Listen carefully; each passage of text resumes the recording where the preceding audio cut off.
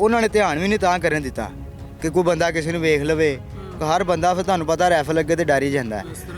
ਉਹ ਭਾਜੀ ਮੋਬਾਈਲ ਵੀ ਕੱਢ ਲਿਆ ਉਹਨਾਂ ਦੇ ਤੇ ਪੈਸੇ ਵੀ ਸਾਰੇ ਕੱਢ ਲਏ। ਮੌਲਵੀ ਨੂੰ ਵੱਖਰੀਆਂ ਗਾਲਾਂ ਕੱਢੀਆਂ, ਬੰਦਿਆਂ ਨੂੰ ਵੱਖਰੀਆਂ, ਜਨਾਜ਼ੇ ਨੂੰ ਵੱਖਰੀਆਂ ਕੱਢ ਕੇ ਗਏ ਨੇ ਗਾਲਾਂ।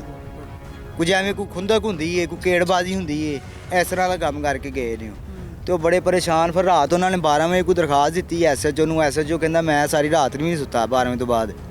ਉਹ ਸਵੇਰੇ ਵੀ ਸਾਨੂੰ ਇੱਥੇ 10 ਵਜੇ ਮਿਲਿਆ ਲੈਣਾ ਤੇ ਆ ਕੇ ਉਹਨੇ ਕਿਹਾ ਫਿਰ ਆ ਗਿਆ। ਉਹ ਕਹਿੰਦਾ ਮੈਂ ਫਿਰਦਾ ਤੁਰਦਾ ਹੀ ਪਿਆ ਵਾਂ। ਮੇਰੀ ਤੇ ਲੀਡ ਫੋਰਸ ਵਾਲੇ ਵੀ ਆਏ, ਉਹਨਾਂ ਦਾ ਵੀ ਡਾਲਾ ਪੂਰਾ 8-10 ਮੁਲਾਜ਼ਮ ਉਹਨਾਂ ਦੇ ਫਿਰਨ ਡਏ ਨੇ ਇੱਥੇ।